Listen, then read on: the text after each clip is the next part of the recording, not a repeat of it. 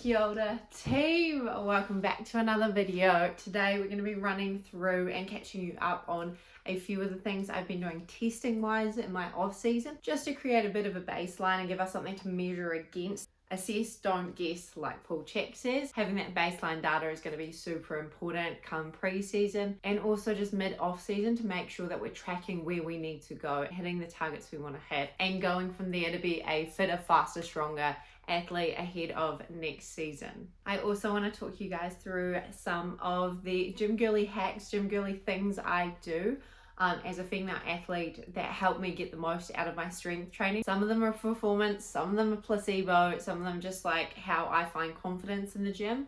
But yeah, honestly, I think if you're a female that does strength training, you're going to get a little bit out of this. So my first girly gym hack doesn't even start in the gym. It starts the night before.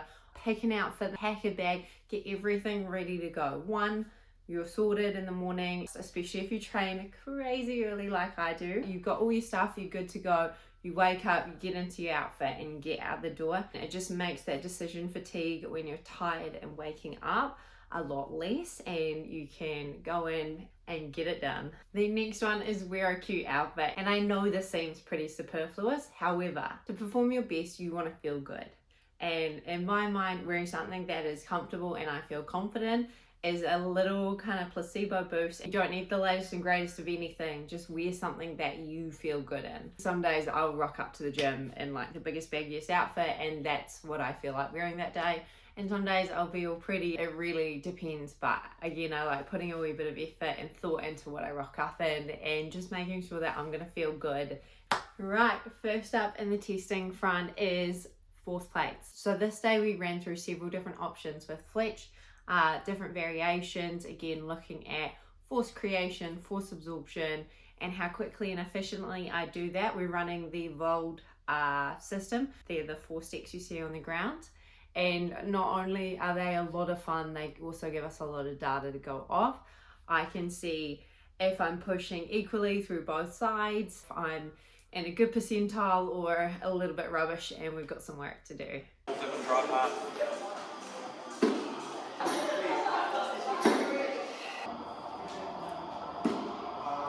Give me some rest, and we'll do the exact same thing, but you can use your arms now. Yeah.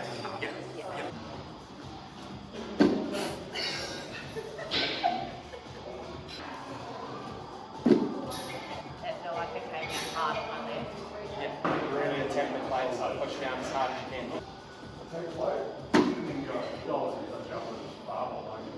Look at the difference between you with stretch short and cycle and you without. Because you're running on sand, you need to be a bit more force-based into it, like not reactive when you're running on track. So I'm not too worried about this, but just be interested. Just find your position.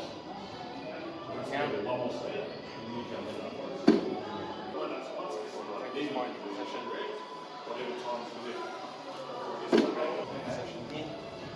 Why are you doing the reps? You're trying to quality, just take your time. It's like reflex symmetry. Yeah, that's my You're going to let your legs hang. Yeah.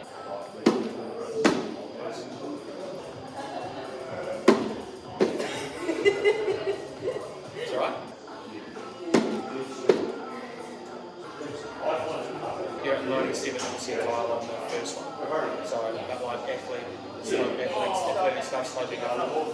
Yeah. So when you get your blood test from the doctor? Yeah, so the average of the unhealthy population. Right. Yeah. Cool. So when you tap the nets.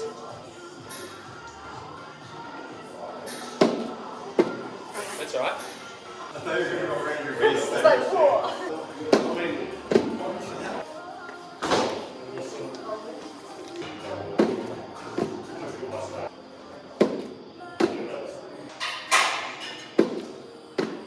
Do one more of those, just because there is an element of gaining skill learning.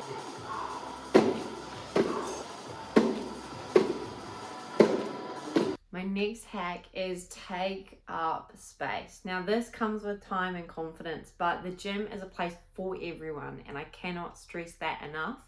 It doesn't matter who you are, what stage you are at, what your goals are, what gender you are, what age you are, none of that matters. At the end of the day, the gym should be a place where you are going to work on yourself and become a better person. Again, I'm very lucky. I work and I train at a performance-based gym. So we're not really about aesthetics. It doesn't matter what you look like. It's going, okay, what is your goal? Let's get you to that goal. And that goal could be keeping up with grandkids, or running a half marathon, or excelling in your sport. Everyone is there to get better and improve, and that is that kind of common shared goal. So you deserve to be there as much as anyone else. And yes, it can be hella intimidating. I remember the first time I walked into Tasman Performance, and one of the guys that I now know and is an absolute sweetheart was Olympic weightlifting a crazy amount of weight above his head, and I was like, oh my goodness. Me and my bright purple little leggings was like, what am I doing here? And then I got into the gym and I realized everyone here is working towards their stuff. I'm working towards my stuff, and it's one big family, it's one big community. And it is so cool to see a lot of my like new clients come in and progress from being so nervous and like they can't take up space. Seeing them have that confidence, they walk in the gym, they're saying hi to people left, right and center. They are enjoying themselves in the space that they thought was traditionally very masculine. And don't get me wrong, it used to be, but the girls are taking over. We love it. There'll be like this massive gym bro on a machine and they'll be like, hey, can I jump in on your rest period? I've just got a couple of sets, I'll work in with you. No problem, easy does it, happy days. So yeah, it's so cool. One, to go through that yourself, but also two, to help other females go through that, and three, to see it happening more and more. Because again, you deserve to be in that space just as much as anyone else. The next thing I want to talk about is working with your body. Now, as females, you know, sometimes we're a wee bit smaller than traditional machines. Like I know for me, like Scott curls, nah, my poor boobs, it feels like I'm having a mammogram. And then also, just because we've got wider hips, our arms tend to hang out at a wider angle. So going, okay, I'm not going to have the same push-up position as someone else. I'm probably going to feel better using dumbbells, or even just changing my grip a little bit on a traditional bench press. Just little things like that. We are made up differently. We're not small men. We are not small men. I will say it one more time for the people in the back. Females are not just small males, and we shouldn't train like that. If you've got a coach, they'll be able to really guide you through what works for you, your body, even just your ratios. There are some things you need to adapt in the gym to compensate for things like Q angles or carrying angles, and there's a lot of information out there nowadays to help you understand the differences and how you can work with your body and your ratios and not against them. The second set of testing we did was sprint. So I love speed gates. I have had to play with them a few times now, but it's been a hot minute. All of my sprinting gets done on the track or on the sand, and in those environments you've got so many different variables. With beach sprinting, you have a different beach every single day in terms of the firmness, the consistency of the sand, all of that. So we headed into the gym on the turf and just got some data to see where I was at. Having this concrete data is something we didn't have last year. It's a really good touch point and baseline to go, okay, is the work that we're doing in the gym and is the work I'm doing on my technique and my sprinting, is that all culminating to give us positive results, or is something not quite working? Do we need to change it, adapt it mid-program? From moving a lighter, so say that's a meter. Yeah. You're probably going to be like 2 from it. Yeah.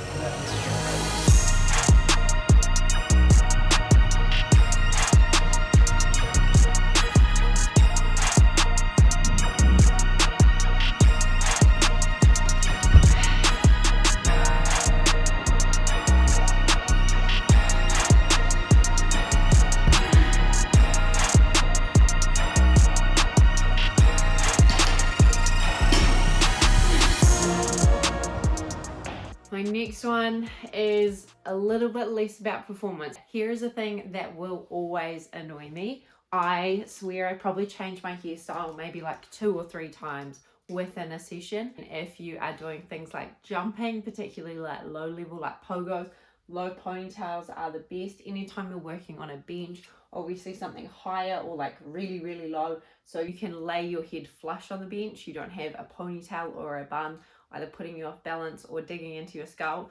I personally tend to rock a lot of clips just because I can change my hairstyle within a second. But there's also one other hack you can do for the gym girlies, even the guys with the man buns. If you have a normal bench, right, you've got the bit where you put your head and your torso, and then a little gap, and then the bit where you put your hips and your butt. You can reverse engineer yourself so that your butt is at the other end, and then you put your ponytail or your bun in the little gap between the torso and the lower body section. Another thing I'm going to say that is a wee bit left field is Pilates socks. These guys have saved my butt. Now, if you know me, if you've been following my journey, you'll know I've never done any sports competitively that require shoes. I've done swimming, I've done gymnastics, and I've done surf lifesaving. So for me, wearing shoes means I don't feel the same grounding and an engagement through those little intrinsic muscles of the foot that I normally get. So I love working out in socks. If I'm Olympic weightlifting or squatting, you'll usually see me in my Olympic weightlifting shoes. If I'm doing an upper body day, and it doesn't really matter, I'm normally in my like runners or like lifestyle sneakers. But for my lower days where I can, for the most part, I'm in socks, and specifically when I can, Pilates socks. I got these a wee while ago because a friend was doing some classes in town. I went along, I got the socks, I did the thing and really enjoyed it on my off season. But I've been wearing these all the time now, especially when I'm doing quite athletic movements and jumping and plyometrics in the lower body. I want to know I'm not going to slide around. So yeah, the little like grippy bits, the rubber bits on the bottom of Pilates socks are my new favorite hack. Otherwise, using shoes with a fairly like rigid flat bottom is a really good way to ground yourself and keep you balanced. I just prefer when I can to be in these bad boys. Guys, I've got a new program. Woo! We've entered a strength block. I'm so excited, and basically just building the machine, building the tank, and no more structural balance for a little bit. Because as much as we love making sure the foundations are good, it's the boring bit, and we're out of it.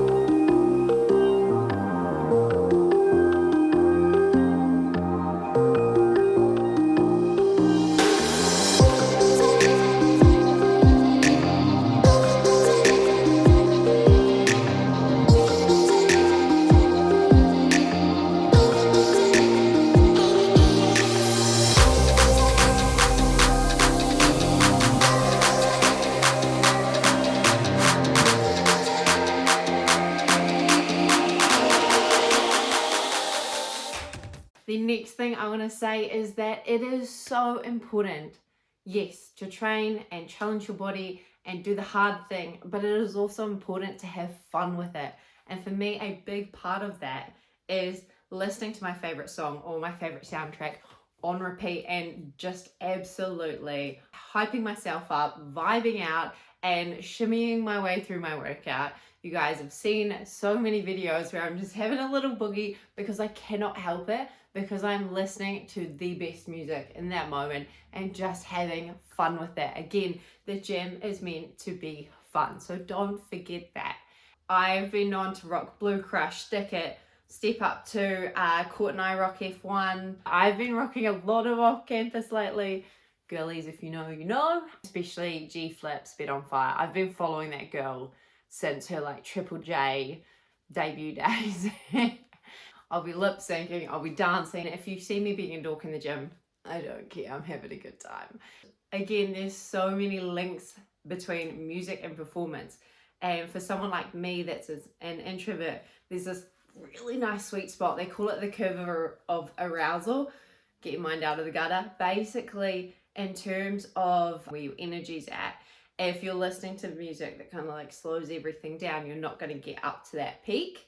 However, if you go past that, so for me, it's like listening to really grumpy, screamo, negative music, takes me like well up and over, and I do not want to be there. But if I stay in this sweet, hyped up spot at the top, I swear my lifts are better, my mindset's better, and I'm just having a good time. And that is such a big part of what this is all about. Again, yes, you want to train to do the thing, but you want to train and enjoy the journey. Put on your favorite soundtrack or your favorite song on repeat. Have a boogie, have a dance. Who cares who's there? You are there to work on you and have a good time.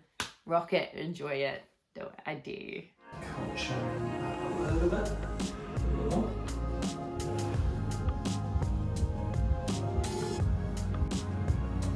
Back down. Pull the shoulder back. Ticklish, sorry.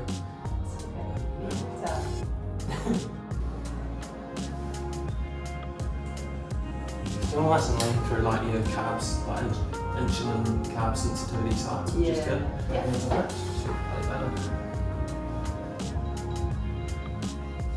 We'll do toe out the calf. Just slightly, a little bit more.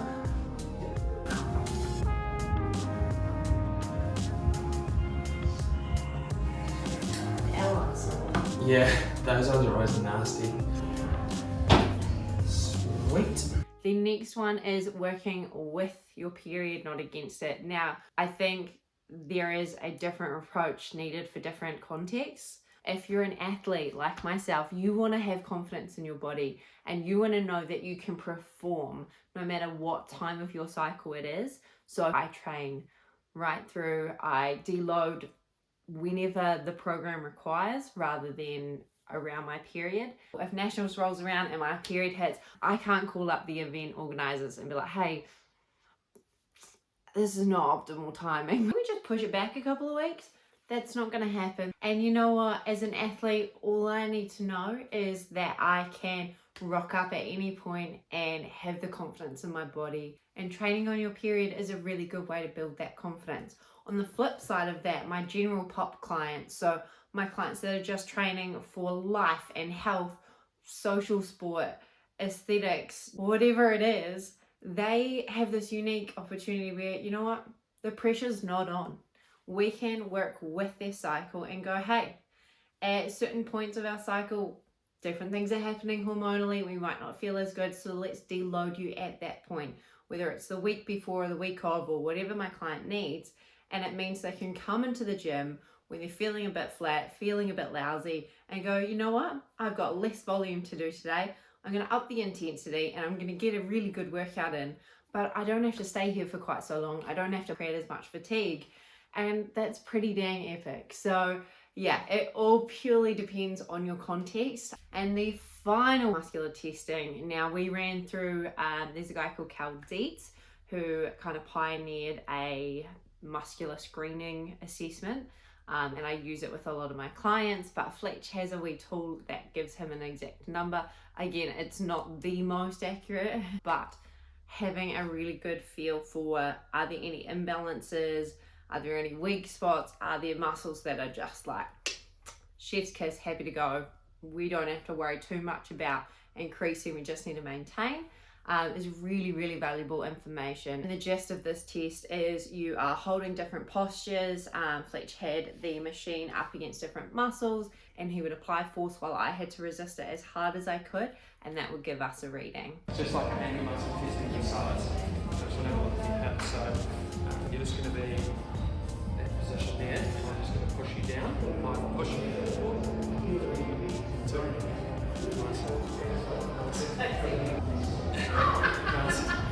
Not hard, Very good. So open right here. And just a little crunch up for me, like a hollow body position. Definitely a good time through, like compare.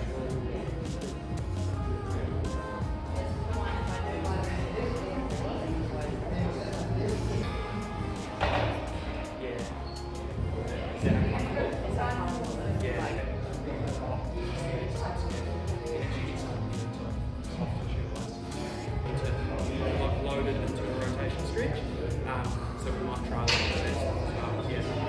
say again, probably just for you, whenever the joints, strong joints bound up, and anything like your raise, like the power raise, you're just jamming that. The final one before I go is wash your dang face. Now I get it.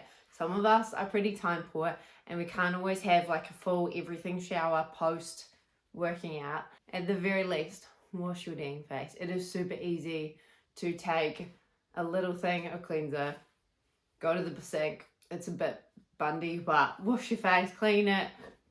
If you have to, use the paper towels to dry it. Like, just whatever you do, look after your skin, because you've sweated, you've gotten all that like just sitting on your skin.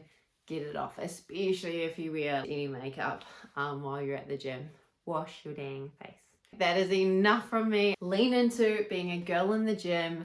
Know that it's your space to have fun with it, feel good, and train hard and just enjoy it. Have so much fun while you train towards your goals, whatever they may be.